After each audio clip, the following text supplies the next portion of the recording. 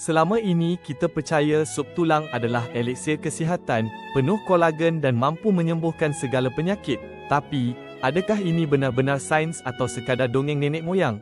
Adakah kita ditipu oleh kepercayaan yang salah? Ramai yang beranggapan kolagen dalam sup tulang akan terus diserap oleh badan kita, menjadikan kulit anjal, sendi sihat, dan rambut bersinar.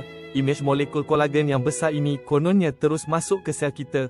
Namun, hakikatnya proses penghadaman kita jauh lebih kompleks daripada itu. Mari kita bongkar kebenarannya. Sebenarnya, apabila kita minum sup tulang, kolagen akan dipecahkan menjadi asid amino yang lebih kecil dalam usus kita. Badan kita tidak menyerap kolagen dalam bentuk asalnya. Asid amino ini kemudian digunakan untuk pelbagai fungsi, bukan semestinya untuk membentuk semula kolagen di tempat yang kita inginkan. Manfaatnya ada, tapi mungkin bukan seperti yang kita bayangkan. Fahami sains di sebalik setiap suapan.